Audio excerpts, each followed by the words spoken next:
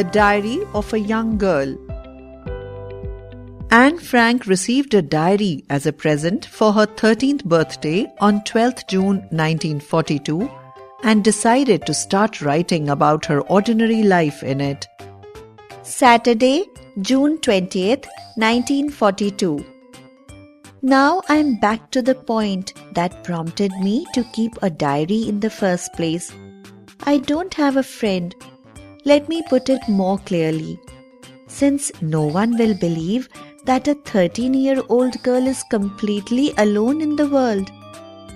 I have loving parents and a 16-year-old sister, and there are about 30 people I can call friends. I have a family, loving aunts, and a good home. No, on the surface I seem to have everything except my one true friend. To enhance the image of this long-awaited friend in my imagination, I don't want to jot down the facts in this diary the way most people would do, but I want the diary to be my friend, and I'm going to call this friend Kitty. I lived in Frankfurt until I was 4. Because we are Jewish, my father immigrated to Holland in 1933.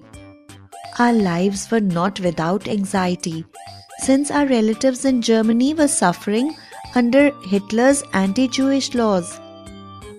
After May 1940, the good times were few and far between. First there was the war, then the capitulation, and then the arrival of the Germans, which is when the trouble started for the Jews. Our freedom was severely restricted by a series of anti-Jewish decrees. Jews were required to wear a yellow star. Jews were forbidden to be out on the streets between 8 p.m. and 6 a.m. You couldn't do this and you couldn't do that. But life went on.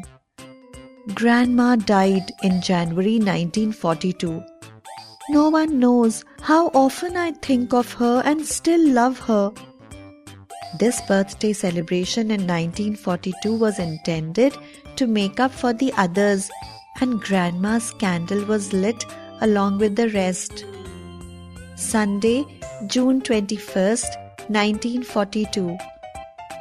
Dearest Kitty, Mr. Keesing, the old fogey who teaches math, was mad at me for the longest time because I talked so much. After several warnings, he assigned me extra homework. An essay on the subject, a chatterbox. That evening, after I'd finished the rest of my homework, I began thinking about the subject.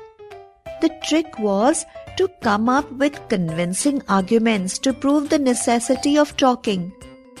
Mr. Keesing had a good laugh at my arguments, but when I proceeded to talk my way through the next class, he assigned me a second essay.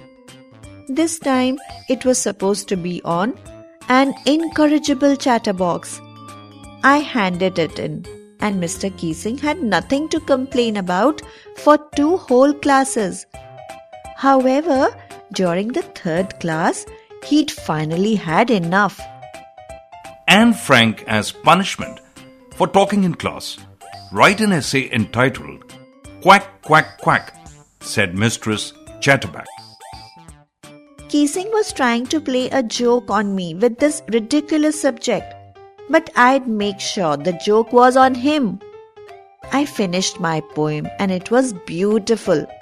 It was about a mother duck and a father swan with 3 baby ducklings who were bitten to death by the father because they quacked too much. Luckily, Keesing took the joke the right way. Since then, I've been allowed to talk and haven't been assigned any extra homework. Yours, Anne.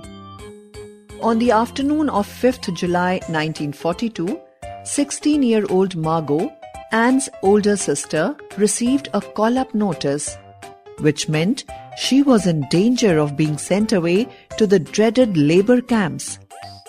Early next morning, The Frank family got dressed in multiple layers of clothing in order to avoid getting discovered with luggage and left for the hiding place that Anne's father, Otto Frank, had secretly set up with the help of his friends and colleagues.